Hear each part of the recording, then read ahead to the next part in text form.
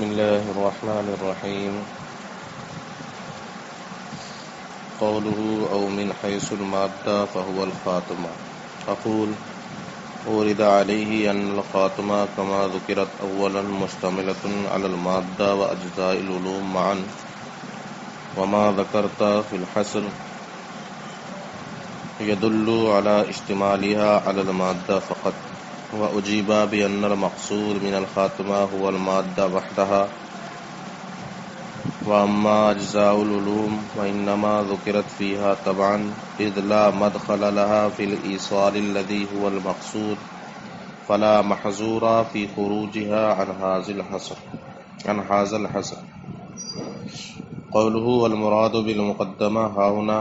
أقول إنما قال هاهنا لأن المقدمة في مباحث القياس تطلق على قضية جعلت جزء قياس أو حجة، وقد تطلق ويراد بها ما يتوقف صحة الدليل عليه، فتناول مقدمات الأدلة وشرائطها كإيجاب الصغرى وفعليتها وكلية الكبرى في الشكل الأول. مثلا قوله فلا يتم التقريب. أقول هو سوق الدليل على وجه يستلزم المطلوب، وبعبارة أخرى تطبيق الدليل على المدعى. قوله رسم العلم في مفتاح الكلام. أقول أراد به رسم المنطق حيث قال ورسموه، والمراد بمفتاح الكلام أوائل الكتاب قبل الشروع في المقصود عن الفن، فكأنه قال إذ المقصود بيان سبب إيراد رسم المنطق في أثناء المقدمة.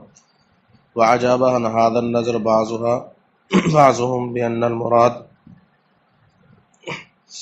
هو التصور بوجه ما ويتم التقريب، لأنه لما وجب التصور بوجه ما ولا يمكن تحصيله إلا في ضمن تصوره بوجه مخصوص، اختار المصنف التصور برسمه لاستلزامه ما هو الواجب عن التصور بوجه ما لا بخصوصه، وكون غيره مستلزما لذلك الواجب لا يقدح في اختياره كمن اتجه له الطريقان الموصلان إلى مطلوبه، فإنه يختار أحدهما بعينه وإن كان الآخر موديا إليه أيضا. وكان في عبارة الشارح إشارة إلى ذلك حيث قال فالأولى ولم يقل فالصواب.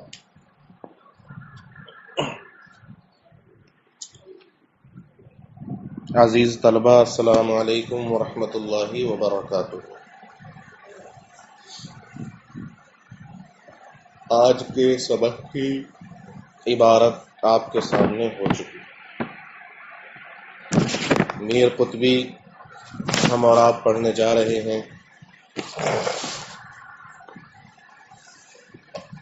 لیکن میر قطبی کے ساتھ قطبی کو ذہن میں رکھنا بہت ضروری ہے۔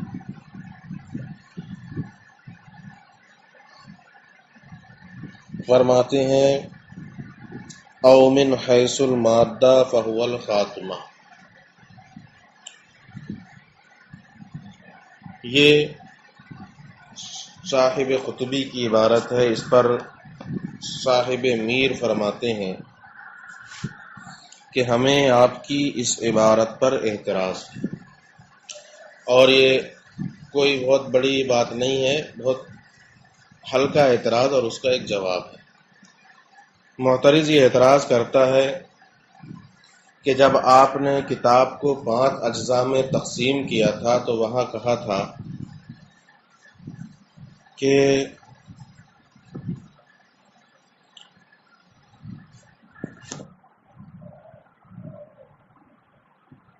اس کتاب کو مقدمہ 3 مقالات اور خاتمے پر مرتب کیا گیا ہے، اور پھر فرمایا تھا ہر ایک کا بیان کیا تھا۔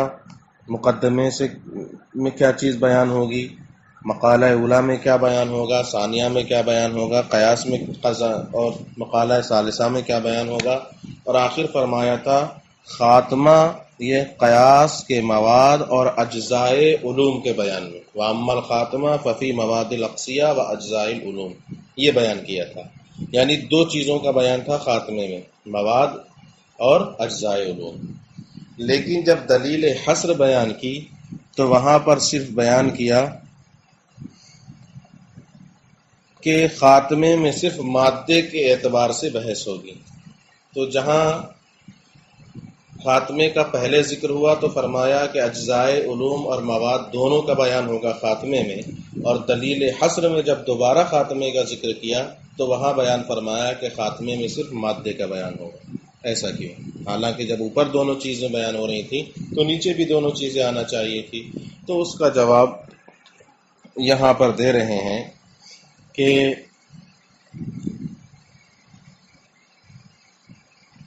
اصل مقصود خاتمے میں مادہ ہی، صرف مادہ۔ اجزائے علوم کو تو اس میں تبعاً ذکر کر دیا جاتا ہے، ورنہ حقیقی اعتبار سے جو ہمارا بیان کرنے کا مقصد ہے وہ صرف اور صرف مادے کو بیان کرنا ہے۔ لہذا جو ہمارا مقصد ہے اس مقصد تک پہنچانے میں اجزائے علوم کا کوئی دخل نہیں، اس کا تعلق صرف مادے سے ہے، اس لیے ہمارا اصل مقصد مادے ہی کو بیان کرنا ہے۔ تو یہاں پر جو اجزائے علوم کو ہم نے ذکر کر دیا ہے وہ صرف تبعاً ذکر کر دیا ہے، حقیقی اعتبار سے نہیں، اس لیے دلیل حصر میں اس کو چھوڑ دیا گیا۔ ملا لو اتنا۔ قولہ من حیث المادہ فہو الخاتمہ اقول ورد علیہ، اس پر یہ اعتراض کیا گیا، خاتمے کا جب اولاً ذکر کیا یا آپ نے ذکر کیا تو وہ مادہ اور اجزائے علوم دونوں پر مشتمل تھا، اور جب دوبارہ خاتمے کا وما ذکرتا فی الحصر، اور جب حصر میں آپ نے اس کو ذکر کیا تو یدل علی اشتمالها علی المادہ فقط، تو وہ صرف مادے پر مشتمل ہونے پر دلالت کر رہا ہے۔ واجیبہ، اس کا جواب یہ دیا گیا بان المقصود الخاتمہ هو المادہ وحدہا، خاتمے میں اصل مقصود مادے ہی کو بیان کرنا ہے، رہے واما اجزاء العلوم، رہے اجزائے علوم، فإنما ذکرت فیہا طبعا، تو ان کو طبعا ذکر کر دیا گیا ہے، اذ لا مدخل لها فی الایصال الذی هو المقصود، اس لیے کہ اجزائے علوم کا ایصال مطلوب میں کوئی دخل نہیں، یعنی جو مقصد ہے ہمارا اس میں اس کا کوئی دخل نہیں، فلا محظور فی خروجها عن هذا الاصل، لہذا دلیل حصر میں اگر اجزائے علوم نکل بھی جائیں تو اس سے کوئی محظور، کوئی خلاف لازم نہیں آئے گا۔ قولہ والمراد بالمقدمۃ ہا ہنا،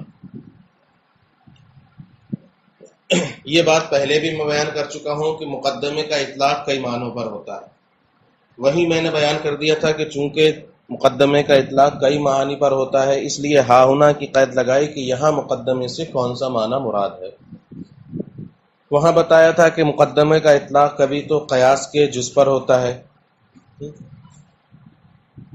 اور جیسے العالم متغیر وکل متغیر حادث، تو یہ قیاس کے اجزاء ہیں، اس کو بھی مقدمہ بولا جاتا ہے۔ ایسے ہی کبھی کبھی قیاس کی صحت جن چیزوں پر موقوف ہوتی ہے ان چیزوں پر بھی مقدمے کا اطلاق ہوتا ہے، جیسے ایجاب صغریٰ، کلیت کبریٰ شکل اول میں، تو اب ایجاب صغریٰ یہ بھی ایک مقدمہ ہے، کلیت کبریٰ یہ بھی ایک مقدمہ ہے، تو ان سب چیزوں پر مقدمے کا اطلاق ہوتا ہے۔ اس لیے صاحب قطبی نے یعنی علامہ قطب الدین رازی نے ہا ہونا کی قید لگا دی تھی اور یہ بتا دیا تھا کہ یہاں کون سا معنی مراد ہے، تو بیان فرمایا تھا کہ یہاں وہ امور مراد ہیں مقدمے سے جن پر علم کا شروع کرنا موقوف ہے۔ ملا لو اس کو۔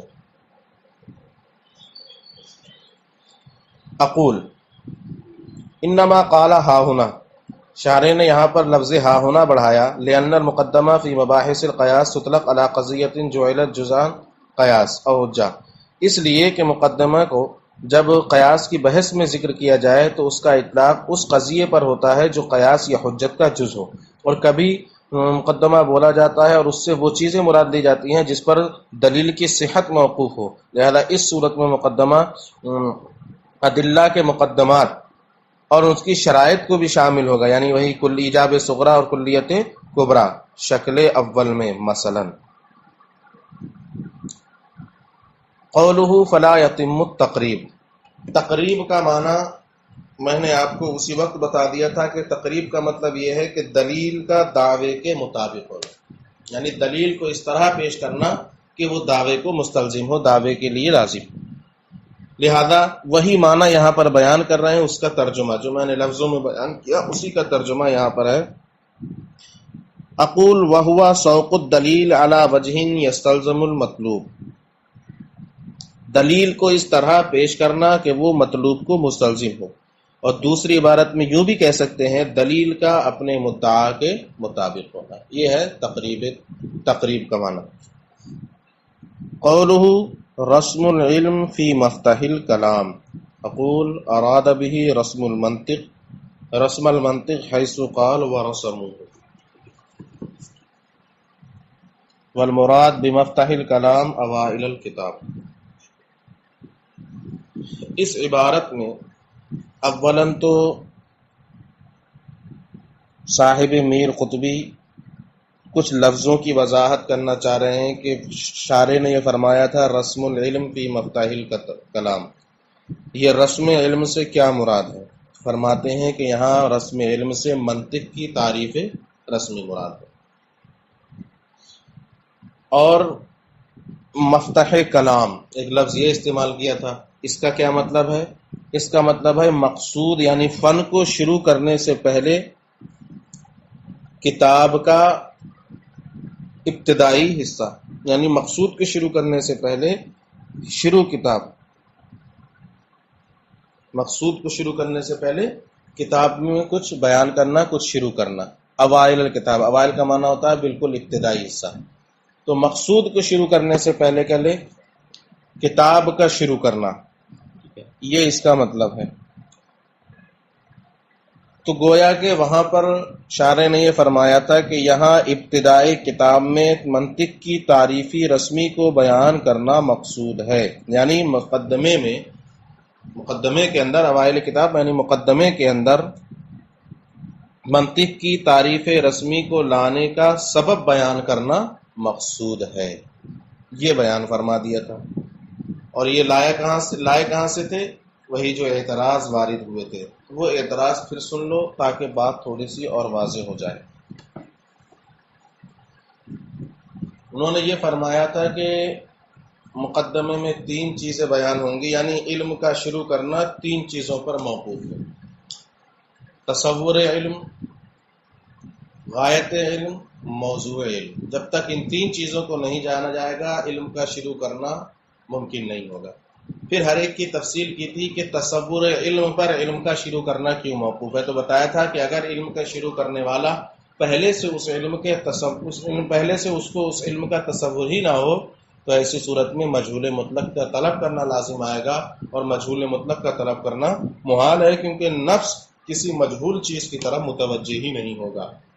یہ بیان ہوا تھا۔ اس پر یہ اعتراض ہوا تھا کہ تصور علم سے یہاں کون سا تصور مراد ہے؟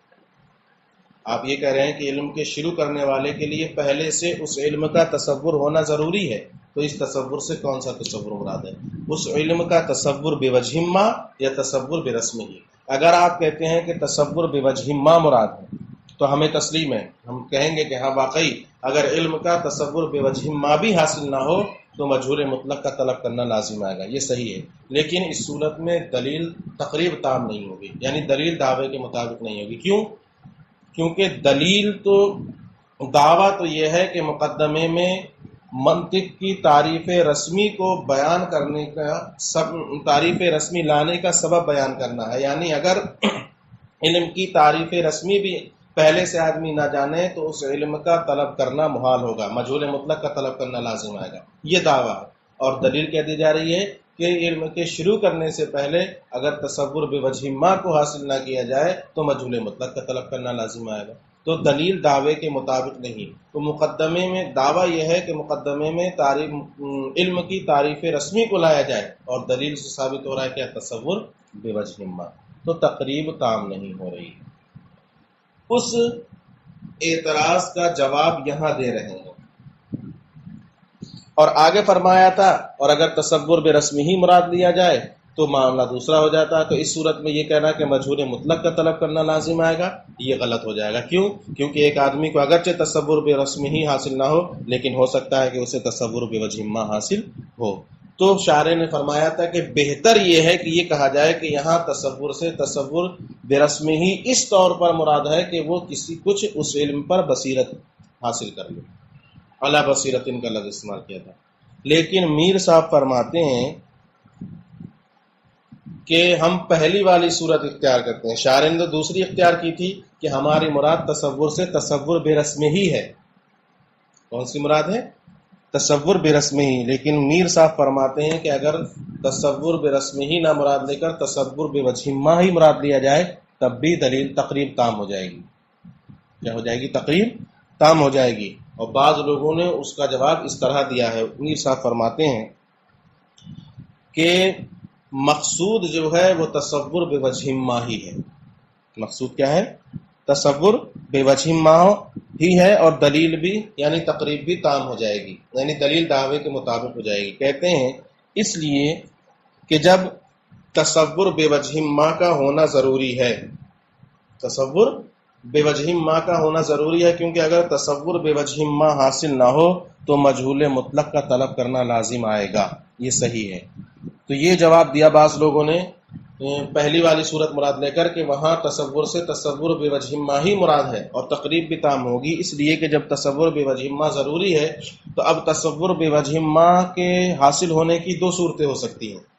یا تو آدمی خود اس علم کا تصور بوجہ ما کرے، خاص طور سے صرف تصور بوجہ ما کرے، یا یہ کرے کہ تصور بوجہ ما خاص طور سے نہ کرے بلکہ ایسی چیز کا تصور کرے جس کے ضمن میں تصور بوجہ ما بھی پا لیا جائے، یعنی ایسی چیز حاصل کرے جس کے ضمن میں تصور بوجہ ما حاصل پا لیا جائے. تو اب اگر یہاں پر اس صورت میں مصنف نے تصور رسمی کو بیان کرنا مقصود لیا ہے، تصور رسمی کو، تو تصور بوجہ ما تو تصور برسم ہی میں بھی پایا جا رہا ہے، لہذا دلیل یہاں بھی تام ہوگی کہ مصنف نے ایسی صورت کو اختیار کیا جس کے ضمن میں تصور بوجہ ما پایا جا رہا ہے. مثلا ایک آدمی کے پاس کہیں جانے کے لیے دو راستے ہیں، اس نے ایک کو اختیار کیا دوسرے کو چھوڑ دیا، تو کیا وہ اپنے مطلوب تک نہیں پہنچے گا؟ بالکل پہنچے گا. ایسے ہی تصور بوجہ ما حاصل ہونے کی دو صورتیں تھیں، یا تو خاص طور سے تصور بوجہ ما کو حاصل کر لے یا کسی اور کے ضمن میں حاصل ہو جائے. تو مصنف نے جب تصور برسم ہی مراد لیا ہے رسم علم سے، تو اس کے ضمن میں بھی تو تصور بوجہ ما پایا جا رہا ہے. لہذا ہم بھی یہی کہیں گے کہ یہاں تصور سے تصور بوجہ ما ہی مراد ہے، البتہ یہ تصور بوجہ ما حاصل ہو رہا ہے کس کے ضمن میں؟ تصور برسم ہی کے ضمن میں. لہذا دلیل دعوے کے مطابق ہے اور تقریب تام ہے. ملاؤ.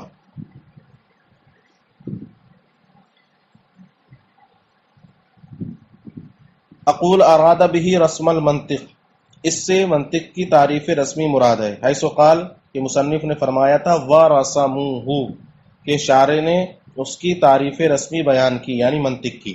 والمراد بمفتاح الکلام اوائل الکتاب قبل الشروع فی المقصود عن الفن، اور مفتاح کلام سے مراد کتاب کا ابتدائی حصہ مقصود کو شروع کرنے سے پہلے. فکأنہ قال تو گویا کہ اب مصنف نے فرمایا اذ المقصود بیان و سبب ایراد رسم المنطق فی اثناء المقدمہ کہ مقدمے کے درمیان رسم منطق کو لانے کے سبب کو بیان کرنا مقصود ہے. وعجاب عن هذا النظر بعضهم، بعض حضرات نے اس اعتراض کا جواب اس طرح دیا تھا کہ بأن المراد ہوا تصور بوجہ ما، کہ یہاں تصور سے تصور بوجہ ما مراد ہے، ویتم التقریب اور تقریب بھی تام ہو جائے گی. کیوں؟ لأنہ لما وجب التصور بوجہ ما، اس لیے کہ جب تصور بوجہ ما واجب ہے، ولا يمكن تحصیلہ الا فی ضمن تصورہ بوجہ مخصوص، تو اب اس کی تحصیل یعنی تصور بوجہ ما کی تحصیل ضرور کسی خاص تصور ہی کے ضمن میں ہوگی.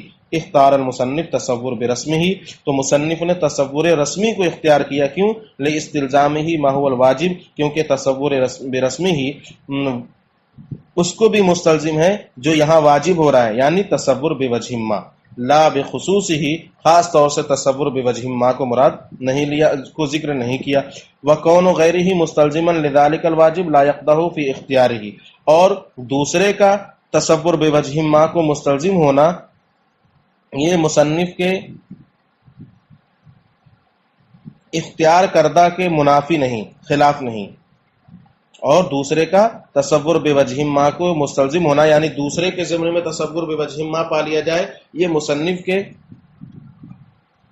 اس کو اختیار کرنے کے منافی نہیں. کمن اتجہ لہ الطریقان الموصلان، جیسے وہ شخص جس کے پاس دو راستے ہوں جو مطلوب تک پہنچاتا ہو، فإنہ یختار احدہما، اب وہ ان میں سے کسی ایک کو اختیار کر لے. وإن کان الآخر معدیا الیہ ایضا، اگرچہ دوسرا بھی مقصد تک پہنچا رہا ہو. وکأن فی عبارت الشارع اشارۃ الی ذلک، تو گویا کہ شارع کی عبارت میں بھی اس طرف اشارہ ہے. حیث قال فالاولی، جہاں انہوں نے جواب میں فالاولی کہا تھا اور ولم فالصواب نہیں کہا، یعنی بہتر یہ ہے کہ یہ کہا جائے. اگر یہ جواب صحیح نہیں ہوتا جو ہم دے رہے ہیں تو مصنف والصواب کہتے ہیں کہ درست یہ ہے کہ اس طرح کہا جائے، لیکن مصنف نے والصواب نہیں کہا بلکہ کیا کہا؟ فالاولی، بہتر یہ ہے، یعنی تصور بوجہ ما بھی مراد لینا ممکن ہے. اسی کو یہاں پر انہوں نے بیان کر دیا.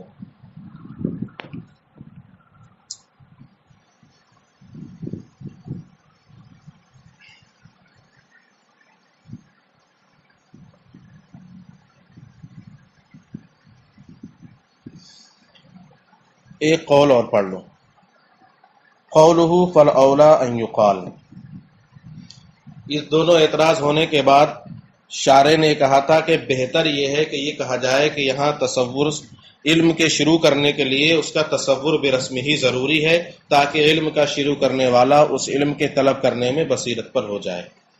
شارع یہاں پر یعنی میر صاحب فرق بیان کرنا چاہ رہے ہیں دونوں کے درمیان، کہ اگر تصور بوجہ ما حاصل نہ ہو تب تو علم کا شروع کرنا ہی محال ہوگا اور مجہول مطلق کا طلب کرنا لازم آئے گا. ٹھیک ہے. لیکن اگر تصور برسم ہی حاصل نہ ہو، اگر تصور برسم ہی حاصل نہ ہو تو علم کا مجہول مطلق کا طلب کرنا لازم نہیں آئے گا، بلکہ علم کے طلب کرنے والے کو اس علم کی بصیرت حاصل نہیں ہوگی. تصور برسم ہی نہ ہو تو اس علم کی ابھی بصیرت حاصل نہیں ہوگی. لیکن ایسا نہیں ہوگا کہ اگر تصور برسم ہی نہ ہو تو مجہول مطلق کا طلب کرنا لازم آئے گا اور علم کا شروع کرنا ہی محال ہوگا. ایسا نہیں، ایسا تو پہلی والی صورت میں ہوگا جب تصور بوجہ ما بھی حاصل نہ ہو. لیکن اگر تصور برسم ہی حاصل نہ ہو تو علم کا شروع کرنا تو محال نہیں ہوگا، لیکن علم کے شروع کرنے والے کو علم کی بصیرت حاصل نہیں ہوگی. شروع تو کرنا ممکن ہوگا کیونکہ تصور رسمی کے ضمن میں بھی تصور بوجہ ما پایا جا سکتا ہے. اقول الوجہ السابق يدل على وجوب التصور بوجہ ما وامتناع الشروع مطلقا بدونہ. پہلی وجہ یعنی تصور بوجہ ما مراد لیا جائے تو پہلی صورت تصور بوجہ ما کے وجوب پر دلالت کر رہی ہے اور اس کے بغیر علم کا شروع کرنا محال ہے، اس بات پر دلالت کر رہی ہے. وہذا الوجہ یعنی تصور برسمہ والی صورت یہ اس بات پر دلالت کر رہی ہے کہ علم کے شروع کرنے والے کے لیے بصیرت پر ہونے کے لیے تصور برسم ہی کا ہونا ضروری ہے. ولا يدل على انه لولاه لم تنع الشروع مطلقا، لیکن اس بات پر دلالت نہیں کر رہی ہے کہ اگر تصور برسم ہی حاصل نہ ہو تو علم کا شروع کرنا ہی محال ہو جائے گا مطلقا. ایسا نہیں ہے، بلکہ علم کا شروع کرنا تو ممکن ہوگا، البتہ علم کے شروع کرنے والے کو اس علم کی بصیرت حاصل نہیں ہوگی. یہ آج کا سبق ہے، اس کو ملا لیں اور محفوظ کر لیں.